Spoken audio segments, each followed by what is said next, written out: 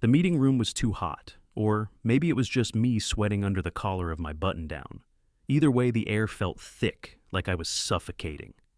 17 years running IT infrastructure for Harmonix Logistics, and they gave me 60 minutes to pack up and get out. Just like that.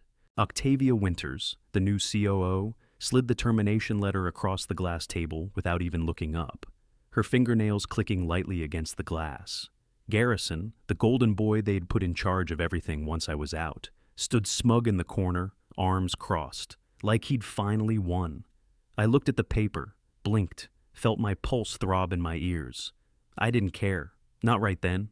I asked one thing. Who's managing the adaptive load protocol? I wasn't even sure why I asked. Maybe to prove I knew something they didn't. Garrison sneered, like I was the one being difficult. Upgrading to always on, he said, dismissing me. No need for all that adaptive crap anymore. I'd built that system. I knew it would blow within 24 hours, but I kept my mouth shut. The last thing I needed was to give them more reasons to pile on. I packed up my desk, grabbed my coffee mug, the 2 plants that barely survived my neglect, and the framed photo of my son, looking so happy on his first day of kindergarten. I walked out with the same fake calm that everyone else pretended not to see. That night, at 3:17 a.m., my phone blew up, multiple systems crashing. I grabbed a bottle of bourbon, poured myself a drink, ignored the calls, let them try to fix it, let them fail. What did they expect? I wasn't a hero. I was just a guy who knew how to make things work. They didn't want that anymore, and I was done caring. Garrison called me at 4:30 a.m. I wasn't surprised. He was panicked, pissed, his voice sharp as glass. "What the hell did you do?" he demanded, like I'd sabotaged the system myself. I could practically hear him pacing. "I didn't do anything," I said, flat. That's the problem. He went silent for a second, trying to figure out if I was lying, or if it was just his own mess catching up to him. He tried to push back, but I cut him off. "Call me when you figure it out." I hung up before he could say anything else. At 6 a.m., the phone rang again. This time, it was Octavia. I wasn't expecting her, but when I saw her name pop up, I didn't flinch. "Name your price," she said, her voice cold and direct. I took a breath, leaned back against the kitchen counter, letting the weight of it all settle in. They were scrambling, and I was in the driver's seat. 30% of the outage damage in consulting fees, I told her. There was a long pause. I could hear the faint buzz of her office in the background, the clack of keys, the murmur of other voices. "Done," she said. No argument, no negotiation. I got dressed and headed in to consult. This wasn't a rehiring, just a crisis contract. A temporary one. By the time I got there, the server room was a furnace. The hum of machines had turned into a nasty screeching whine, like the servers were screaming for mercy. The air felt like it was on fire, the heat radiating off the machines so thick it almost made it hard to breathe. I swallowed down the bitterness that rose in my throat and took control. "Full shutdown," I ordered. 12 hours. They freaked out. Of course they did. No one had ever told them to actually stop. They didn't want to. They wanted a quick fix like they always did. But this wasn't some system crash you could patch up with a few lines of code. I wasn't about to let them burn the whole damn place down just to avoid looking bad. I ignored their protests, started documenting everything. Every override Garrison had run, every warning he'd ignored. He thought he could fix it all with some shiny new upgrades, but he hadn't read the system logs. I had. And now it was coming back to bite him. I started drafting a recovery plan, my fingers moving faster than my thoughts. I wasn't just saving their asses. I was keeping my own reputation from burning up in the flames they'd set. By noon, I had 20% of the system back online, and by 6 p.m., critical functions were stable enough to breathe. Barely. But then came the kicker. I went into the client data logs. Something wasn't right. It didn't take long to figure it out. Corrupted data, missing transactions. The second wave of the disaster had already begun. And I wasn't surprised. It wasn't just the system collapse that was the problem. It was the mess Garrison had been feeding into it. He'd broken it, and now I had to fix everything, piece by piece. But I wasn't about to tell anyone yet. Not until I had a solution, a solid plan. They needed me more than ever now. And I wasn't going anywhere until it was fixed. I was in Octavia's office an hour later. She was sitting across from me, arms crossed, her face tight with that look of someone who's trying to hold on to control, but it's slipping through their fingers. "You built unstable systems," she said, voice even, like it was just a fact. I didn't flinch. "No, the problem isn't my design. It's Garrison's arrogance." I didn't care if it sounded blunt. She needed to hear it. Her jaw clenched. I could see she didn't like hearing the truth, but it didn't matter. She knew I was right. As if on cue, my phone rang. I glanced at the screen. It was Argo Tech. Argo Tech was one of Harmonix's biggest logistics clients. Their infrastructure was tied directly into our adaptive load system. "Argo Tech's on the line," I said, not waiting for her to respond before answering. The voice on the other end was already frantic. "Our logistics system's offline. Everything's down. We're looking at millions in product delays. We need this fixed now." I didn't hesitate. "I'll have you back online in 4 hours. Silence for a second. Then, "You're sure?" 4 hours, I said, the confidence in my voice more for me than for them. The truth was, I didn't have a damn clue how long it would take, but I was going to get it done. I always did. Octavia had been listening, and when I hung up, she was waiting. Her eyes were sharper now, calculating. 4 hours? She asked, like it was impossible. I wasn't in the mood for her doubts. "You want it fixed or not?" She didn't say anything for a long moment. Then, almost grudgingly, she nodded. "Fine, but if you fail, your fee goes up. 40%. She wasn't about to give me a break. I gave her a small, sharp nod. "Done. But there was more to this. I need full access to everything, and autonomy. I'm not taking orders from Garrison anymore." Octavia didn't even look at him. She just nodded again, this time more firmly. "You've got it." Garrison opened his mouth to object, but Octavia waved him off. "Not now, Garrison. Let him work." I wasn't about to waste any more time. I headed straight for the server room and got to work. Garrison's panic wasn't my problem anymore. His system was a mess. Mine wasn't perfect, but it worked. And now I had to fix this. Argo Tech was back online in 3 hours and 54 minutes, with a solid recovery plan in place. By the time I finished, I knew that I'd earned every cent of that 40%. But I wasn't stopping there. I turned my attention to the rest of the network. The next few hours were a blur of troubleshooting, pushing systems back online in chunks. Each success was a small victory, but there was still more to do. By midnight, the majority of the critical systems were stable, and I finally let myself breathe. Then I found Garrison. He was standing in my office, rifling through my files.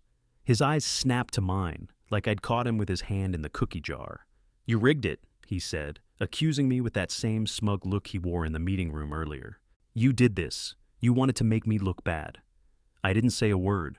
I just pointed to the stack of logs on my desk, all neatly printed out. "Everything's documented. You just never read it."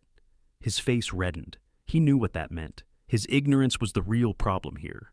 I didn't wait for him to say anything else. I walked past him, ignoring the way his eyes burned into my back. I had work to do, and he could go burn somewhere else. That night, I went through my contract one last time. I couldn't shake the feeling that something was off. There was a clause tucked near the back, buried under the usual legal mumbo-jumbo. Intellectual property. The language was vague, but the meaning hit me hard. The company was trying to claim ownership of my entire biomimetic computing concept. I stared at the screen for a while, the words blurring together. I felt a wave of heat creep up the back of my neck. They weren't just trying to control the project, they were trying to own everything I'd built, my designs, my research, my life's work. I wasn't just a guy they were paying to fix things anymore. I was a tool, a means to an end. Once I finished the transition, they'd cut me loose, and they'd own everything. I grabbed my phone and called Mira. She picked up right away, and I wasted no time. "Mira, I need your help with something. The company's trying to claim my IP. I need to know how much leverage I've got." She didn't hesitate. "You're right to be worried. They're trying to pull a fast one, but you've got options. You just need to rewrite the terms. You can demand a license, and you keep the IP. You report directly to the board, not Octavia. And you should ask for royalties.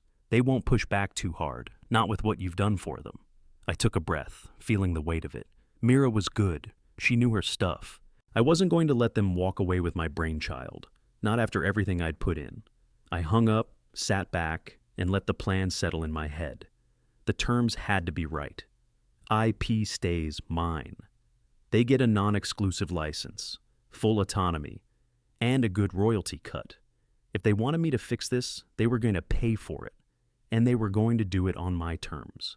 The next morning, I showed up at the office early, flash drive in hand. I had my counteroffer ready. I wasn't wasting time anymore. I opened my laptop and clicked through the email, my stomach sinking lower with every line. The messages between Garrison and Pierce, the CTO of a competing firm, were damning. There were dozens of them. The kind of messages that didn't just hint at betrayal, but screamed it. Garrison had been leaking infrastructure plans, client data, timelines, all of it. The worst part? The most gut-punching detail came at the end of one thread. Once Nate's out, system fails in 72 hours. Your team offers rescue migration, split commissions 70-30. That had been written 2 days before I was fired. 2 days before, everything came crashing down. It was all planned, every single thing. The system failure, the chaos, the crisis, all of it. Garrison had orchestrated this disaster like a puppet master, and I was the fall guy. I forwarded the entire thread to Mira without a second thought. This was it. This was the moment everything changed, but I wasn't done, not even close. I stared at my phone for a second, then I texted Octavia. Meet in 15, your office. I didn't wait for a response. She had no idea what was coming. When I got to her office, she looked exactly how I expected. Pale, a little shaky, like someone who just learned they'd been played. She was standing by the window, fiddling with her sleeve when I walked in. I didn't say anything at first. I just slid a chair out and sat down, watching her with that calm I wasn't feeling inside. Nate, she started, her voice thin. I knew Garrison was cutting corners, but I didn't know it had gone this far. She looked pale, guilt or exhaustion, I couldn't tell. I almost laughed. She wasn't even trying to hide it. The way she said it, all shaky and defensive, made it clear she knew exactly what was coming. You didn't know? I asked, my voice low but steady. You didn't know Garrison was selling us out? She hesitated. He showed me altered reports, said everything was on track. I never questioned it. I didn't trust her, not for a second, but I needed her. She was the only one who could get the board to listen now. I stood up. We're going to the boardroom. You're going to show them everything. Octavia's eyes widened. She didn't argue. She just nodded, looking like she had no choice but to follow. We walked to the boardroom together, and as soon as we stepped inside, I could feel the weight of every pair of eyes on us. The board was already assembled, quiet, tense, waiting for whatever Octavia was going to say. Octavia took a deep breath and addressed the room. I need to show you something. She opened her laptop, hands shaking as she clicked through the email thread I had sent her. She went through it, showing every message, every detail. As the room started to process what was happening, I could feel the shift. The tension crackled. This wasn't just bad. This was disastrous. Garrison had planned it all. He had set me up. And now the entire board was watching their empire crumble in real time. The board members began murmuring. One of them, Thomas, the head of legal, slammed his fist on the table. This is criminal. This is espionage. I stayed quiet, watching them. They were furious, but not at me. At Garrison. The chairwoman, her face flushed with anger, shot a look at Octavia. You didn't know about this? Octavia's voice was small now, apologetic. But I wasn't listening. I wasn't interested in her excuses. I was looking at the faces of the board members as the truth set in. They were panicked. They knew this wasn't something they could just sweep under the rug. This wasn't a technical failure they could spin away with a new product launch or a PR stunt. This was corporate treason. And that's when I saw it. The crack in Octavia's cool exterior. She had no idea how deep Garrison's betrayal went. And now she was going to be dragged down with him. She was going to have to answer for her failure to stop it. The room exploded into chaos. People were yelling. Some were calling for an investigation. Others were asking how long Garrison had been leaking information. It didn't matter how many times Octavia tried to explain, it was too late for her. Too late for Garrison. I stood there, calm, quiet, let them tear each other apart. This was my moment. The game had changed, and I was holding all the cards. Finally, the chairwoman looked at me, eyes narrowed. What do you want, Nate? I didn't hesitate. I want full access to the company's assets. I want control over the recovery process. I want a seat on the board. And I want Garrison gone. She didn't blink. Done. Octavia looked at me, her face pale and broken, but I didn't care. This wasn't about her.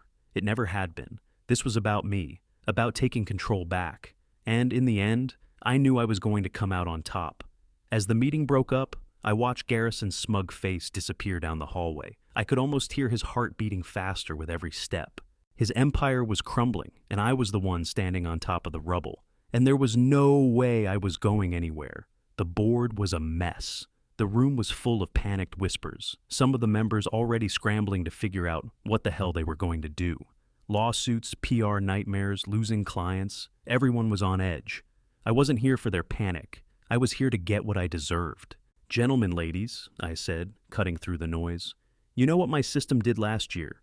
You remember the cyber attacks? The ones that didn't make the news? The ones that didn't cost you a dime?" I pulled up the logs on the screen. They were quiet now, staring at the proof. 3 major attacks, all of them blocked, all of them invisible to the public. My system had protected them without anyone ever knowing. No downtime, no PR disaster, just smooth operations and quiet, unreported success. "Your old system," I continued, "would have crumbled under just one of those. My system didn't just work. It kept you safe when you didn't even know you were at risk." The board members exchanged looks. Some of them were still trying to process everything. Some of them were already calculating their losses. And some were just watching me, waiting for what came next. I wasn't done. I set my flash drive on the table, pulling out the new contract I'd drafted. The terms were simple, but non-negotiable. "Here's how it's going to go," I said. "I keep my IP. You get a non-exclusive license to use it. I become your chief innovation officer. I report directly to the board, not to Octavia, not to anyone else. I get 15% royalties on every future use of my methodology. You also give me public credit as the creator of the system, and I want a seat on the board." There was a long silence. Some of the board members looked at each other like I'd asked for the moon.